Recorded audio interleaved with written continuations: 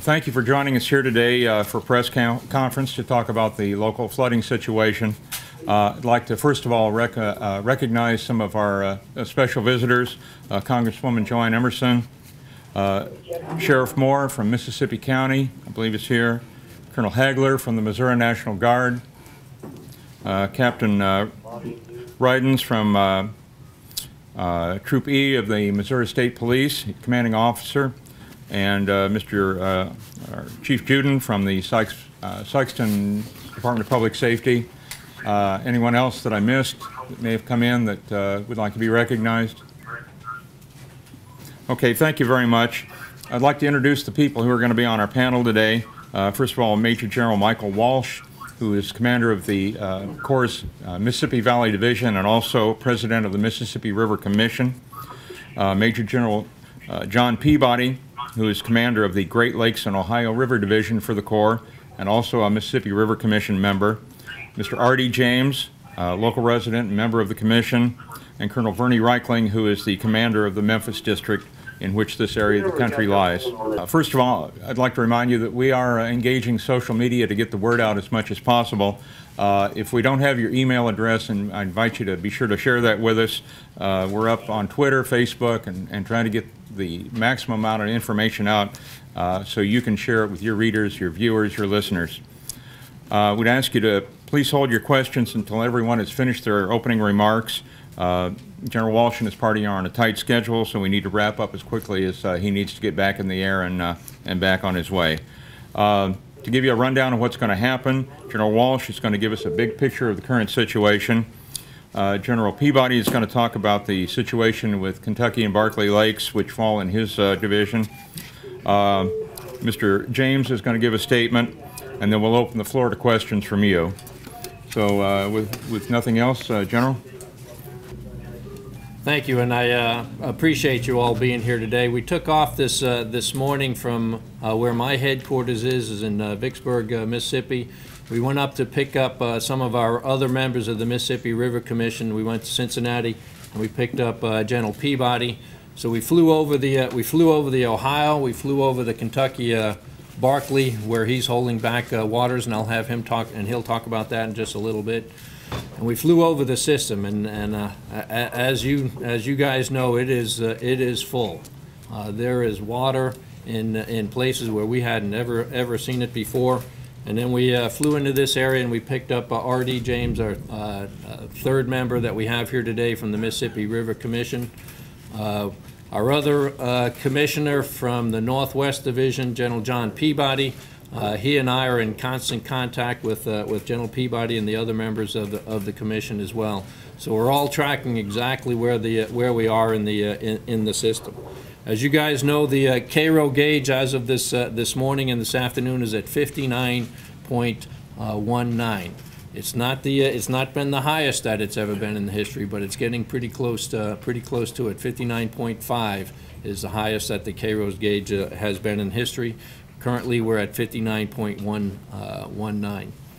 As you recall from my discussions earlier, the project that we have put in, the Mississippi River Tributaries Project, in which the Mississippi River Commission has been working on since 1928, that system we've been working on since the flood of 27, with the requirement of never having a flood like that again in this area. So since 1928, we've been putting the levees and the flood walls together to prevent those type of floodings that we had in 1927. In that design of this project, there are 4 floodways. One of those floodways is here at Bird Point, New Madrid, and the other 3 are down towards Louisiana. We've already talked with the folks down in Louisiana, and talked to people who will be at the Moganza and the Bonnie Carey spillway, that we may be opening up those floodways as well. And so this is an event that may use all of the resources that we have to control this level of flooding that we have in the system. Public safety and protecting lives, again, is the Corps' #1 mission. Is how do we every decision we made is calculated into public safety and protecting lives. We have hundreds of engineers and scientists from throughout the Corps working with us and the National Weather Service, making sure that we've got the latest and best information that we can as we address the issue, the unprecedented issue of how we have so much water in our systems and how we address that. So we've got all the folks from my division working, from St. Louis on down, working the Mississippi, and General Peabody will talk a little bit about what he's got going in his area. But it's even more than what we have in our 3 divisions. We also have the latest from our Research and Development Center as well, working with us, trying to predict where we're going and the engineering uncertainties as we move forward. This is certainly, and I mentioned last time, I know many of you personally, this is certainly a fight at the human dimension, and I know that the price being paid is high. As I flew over, I saw numbers of structures and facilities underwater, and people evacuating, and certainly this is being fought on the human dimension as well. This mission is extraordinarily complex. As we designed the system, there's parts of it that's not behaving in the way that we had thought, and there's a lot of areas where we're having underseepage, where we have our engineers and scientists working on how to work that underseepage. We're putting in sand berms as well as water berms, and we're putting a lot of sand boil fights going on at Cairo, at Fulton County, and a number of different areas up and down the river. We've really been able to take a tremendous amount off of the Cairo gauge because of what's been going on in the Great Lakes and Ohio River Division, and that'll be General Peabody, and he'll talk to you about in just a minute. Now, I have ordered the motor vessel Mississippi, which was at Hickman, Kentucky, standing by with the slurry mix. I have ordered them from Hickman, Kentucky, to move to Bird's Point, and they should be arriving in the next couple of hours. That's one of the many decisions that we make before and if we ever get to the decision of operating. After that, the next decision is to take the barges and pre-position them. The next one is to charge the pipes, and the next one is to operate. So there's still a lot of decision points as we move forward in this event. The forecast, as you know, and it's certainly raining here now, is we'll get to 60.5 on the Cairo gauge, and we're projecting that in the 2nd and 3rd of May. So we're keeping a close eye on that, and we're also keeping a close eye on the system. As I mentioned, this system, the Mississippi River Tributaries Project, has never been under this type of pressure before, and there's different places of it where things are beginning to degrade. We'll put people into those positions, and we'll flood fight them back into until where they become stabilized. So we're keeping track of the Cairo gauge, and we're also keeping track of the system. With that, perhaps General Peabody will give us an update on what's going on in the Kentucky Barkley. General Peabody. Thanks, Mike. Everyone, thanks for being here. It's my honor to support General Walsh and the Mississippi Valley Division and the Mississippi River Commission in this historic flood fight. In July of 1969, the town of Norwalk, Ohio got flooded out, and my father's business was flooded.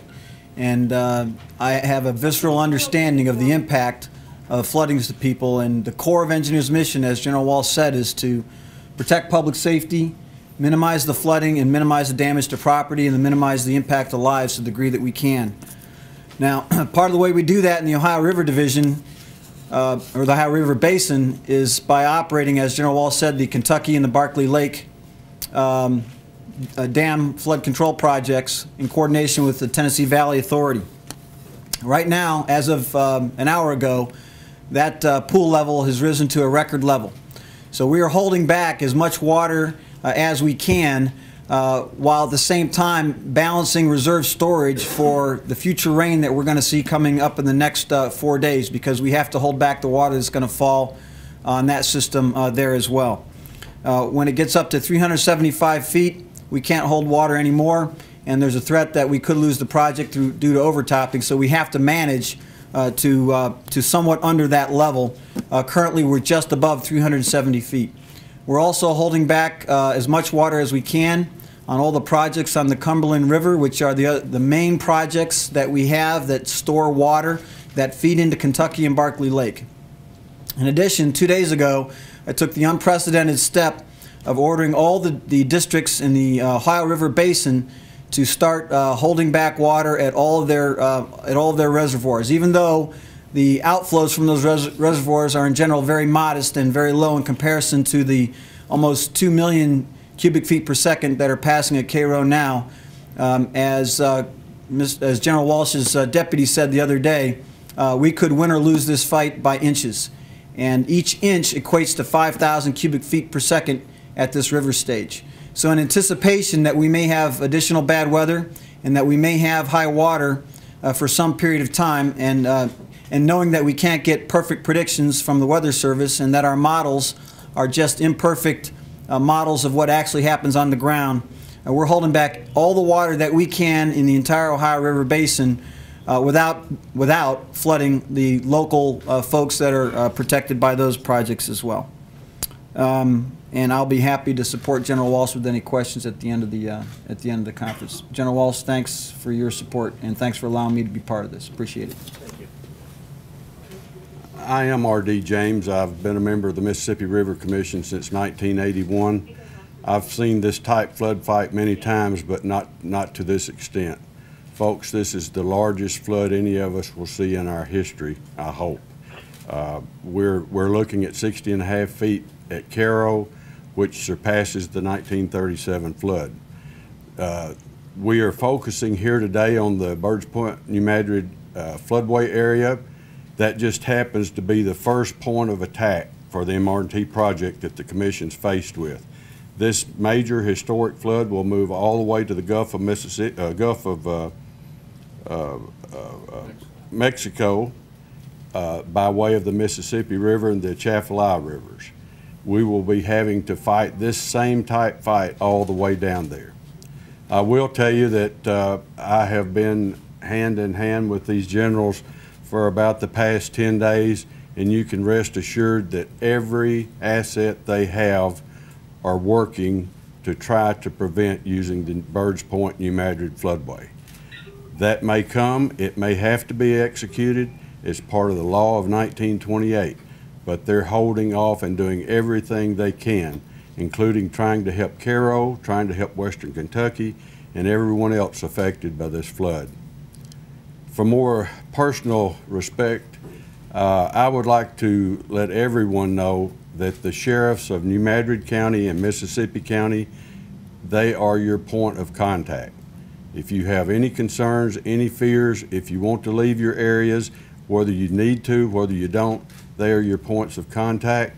They are working hand in hand with the National Guard of the state of Missouri. Those people are on hand to assist in any way they can. There's concern about the setback levee at that East Prairie is adjacent to. As far as we know at this time, that setback levee is in very good condition and will hold even if the Birds Point, New Madrid floodway is operated. The same way on the lower end of the floodway, the citizens of New Madrid are concerned about that amount of water coming down and attacking their mainline levee head on. Again, we feel that those levees, they're higher levees for number one. It's a mainline levee, and we feel that they will hold under that circumstance. But if you have concerns about that, you know, talk to the sheriffs and make preparations if you don't want to stay. Don't endanger yourselves on what we think. We think those will hold. I don't think there's any factor at all or any chance that we would say they would not hold. But please contact your local officials. They're the ones that have access, boots on the ground, and are working arm in arm with the National Guard to assist you in any way. Thank you very much.